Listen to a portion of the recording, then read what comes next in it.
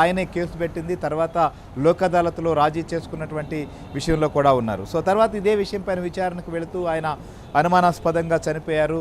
So అది కుటుంబీకులైతే మాత్రం హత్యగా ఆరోపించడం జరిగింది. కానీ ఏంటి అసలు ఇప్పటి వరకు దీనికి సంబంధించి పోస్ట్ మార్టం పూర్తయింది. తర్వాత నివేదికను కూడా పంపించారు. కానీ ఈసారి ఏమన్నా డెవలప్మెంట్ ఉందా దీనికి సంబంధించి? అసలు ప్రస్తుతం ఈ కేసు సంబంధించినటువంటి విషయంలో ఉన్నటువంటి పురోగతి ఏంటి?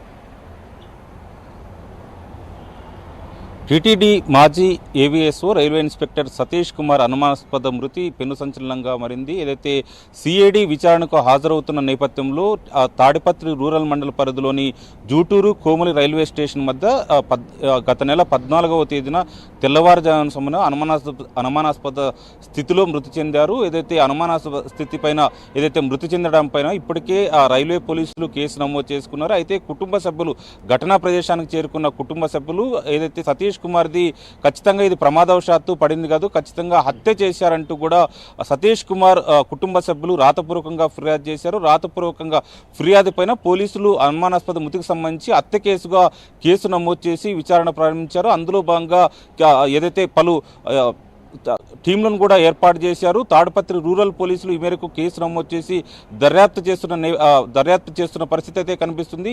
దీనికి సంబంధించి ఇప్పటికే సతీష్ కుమార్ అనుమానాస్పద మృతికి సంబంధించి పోస్ట్ మార్టం నివేదికను ఇప్పటికే సిఐడికి పోలీసులు అందజేశారు. సిఐడి ఇప్పటికే హైకోర్టు కూడా అందజేసినట్లు తెలుస్తుంది. అయితే తాజాగా రిజిస్టర్ కు అందజేయాలంటూ కూడా తాజాగా హైకోర్టు ఆదేశించిన నేపథ్యం కూడా కనిపిస్తుంది. మొత్తంగా టీటీడీ మాజీ AVSO railway inspector Satish Kumar అనుమానాస్పద మృతికి సంబంధించి కూడా పూర్తి స్థాయిలో విచారణ జరుగుతుంది. అయితే పూర్తిగా ఏదైతే పోస్ట్ మార్టం నివేదికలో మాత్రం ఇది సహజ మరణం కాదంటూ కూడా పోస్ట్ మార్టం నివేదికలో వెల్లడించినట్లు కూడా తెలుస్తుంది. అయితే తలకు బలమైన గాయాలైనాయి. ఖచ్చితంగా ఇది అనుమానాస్పద సహజ మరణం అయితే కాదు. కుటుంబ సభ్యులు మాత్రం దీనికి సంబంధించి అనుమానాలు వ్యక్తం చేస్తున్నారు. ఖచ్చితంగా సతీష్ కుమార్ది హత్య అంటూ కూడా కుటుంబ సభ్యులు అనుమానాలు వ్యక్తం చేస్తున్న పరిస్థితి కనిపిస్తుంది. ఈ మేరకు రాతపూర్వకంగా పోలీసులు కూడా ఫిర్యాదు చేసిన నేపథ్యంలో పోలీసులు ఆ దిశగా కూడా విచారిస్తున్నారు. మరొక వైపు ఈ కేసును పలు కోణాల్లో కూడా పోలీసులు విచారిస్తున్న పరిస్థితి ఉంది. ఇప్పటికే సతీష్ కుమార్ ఫోన్ డేటాను కూడా పూర్తిగా నిశ్చితంగా పరిశీలిస్తున్నారు. ఇందుకు సంబంధించి ప్రత్యేక టీంలను కూడా ఏర్పాటు చేశారు. సతీష్ కుమార్ సంబంధించి ఏదైతే సిఐడి విచారణకు హాజరవుతున్న నేపథ్యం ఉందో సిఐడి విచారణకు హాజరవుతున్నప్పటి నుంచి కూడా ఇన్కమింగ్ కాల్స్తో పాటు అవుట్ గోయింగ్ కాల్స్ కుటుంబ సభ్యులకు ఏ కాల్స్ వచ్చాయి, అందులో ఇతర పోలీసులు కానీ లేకుంటే ఇతర బయటి వ్యక్తులు ఎవరైనా అయితే పరకామణి కేసుకు సంబంధించి ఎవరైతే ప్రత్యర్థులు ఉన్నారో వారి నుంచి ఏమైనా ఫోన్ కాల్స్ వచ్చాయా, బెదిరింపులకు పాల్పడ్డారా, లేకుంటే పలు కోణాల్లో కూడా పోలీసులు ప్రత్యేక బృందాలను ఏర్పాటు చేసి ఈ కేసును విచారిస్తున్న పరిస్థితి కనిపిస్తుంది. అయితే పోలీసులు మాత్రం అనుమానాస్పద మృతిగా కేసు నమోదు చేసిన వెంటనే ఏదైతే సతీష్ కుమార్ మృతదేహాన్ని అనంతపురం సర్వజన ఆసుపత్రికి తీసుకొచ్చిన వెంటనే పూర్తిగా సిటీ స్కాన్ కూడా చేశారు. సతీష్ కుమార్ కు మొత్తంగా ఏ భాగాల్లో బలమైన గాయాలైనాయి, ఏదైనా పదునైన వాటితో దాడి చేసిన గాయాలు ఉన్నాయా, తలకు ఎటువంటి గాయమైనట్టు కూడా పూర్తిగా సిటీ స్కాన్ కూడా చేశారు. ఇందుకు సంబంధించి కూడా ప్రత్యేక నివేదికను కూడా సిటీ స్కాన్ లో వచ్చిన అంశాలను కూడా పొందుపరిచారు. మరొక వైపు సతీష్ కుమార్ పోస్ట్ మార్టం సంబంధించిన నివేదికను కూడా ఇప్పటికే హైకోర్టుకు సమర్పించిన పరిస్థితి అయితే కనిపిస్తుంది. ముఖ్యంగా సతీష్ కుమార్ అనుమానాస్పద మృతికి సంబంధించి పలు కోణాల్లో పోలీసులు దర్యాప్తు చేస్తున్నారు. శ్రీహరి రైట్ సురేష్, మనం చూసాం ఆయన ఏ బోగీలో ప్రయాణించాడు, ఆ టైంలో ట్రైన్ ఎంత వేగంతో వెళ్తోంది, ఆయన వెయిట్ ఎంత, దానికి సంబంధించినటువంటి కొన్ని ఆయనలాగానే ఒక మనిషిలాగానే కొన్ని బొమ్మలను కూడా తయారు చేసి ట్రైన్లో నుంచి తోయడం కావచ్చు, లేకపోతే విసరడం, ఇలాంటివన్నీ కూడా చూసాం.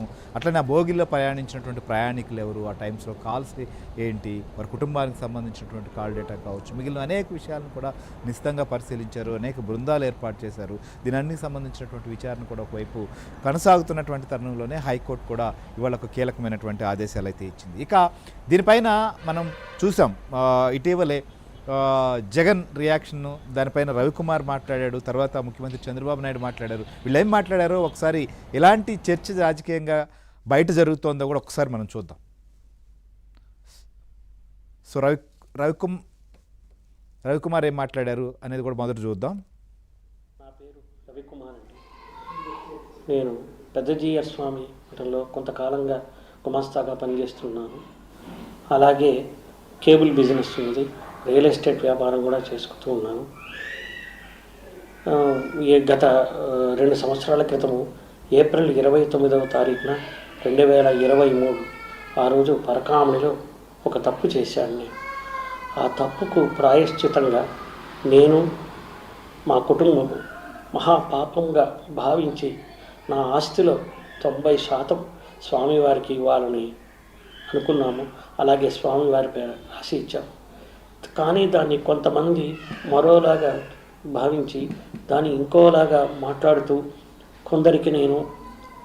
కొందరు ఒత్తిళ్లతో నేను చేశానని, కొందరికేవో నేను డబ్బులు ఇచ్చానని, ఆస్తి రూపంగా ఇచ్చానని ఏవేవో మాట్లాడుతున్నారు. అది కాకుండా నా ఆస్తి నేను స్వామివారికి ఇవ్వటానికి ఎవరికో ఎందుకు ఇస్తాను చెప్పండి. అది కాకుండా నన్ను కొంతమంది బ్లాక్మెయిల్ కూడా చేశారండి. ఆ బ్లాక్మెయిల్ చేశారు. వారి మీద కూడా కొంతమంది మీద కేసులు కూడా పెట్టడం జరిగిందండి.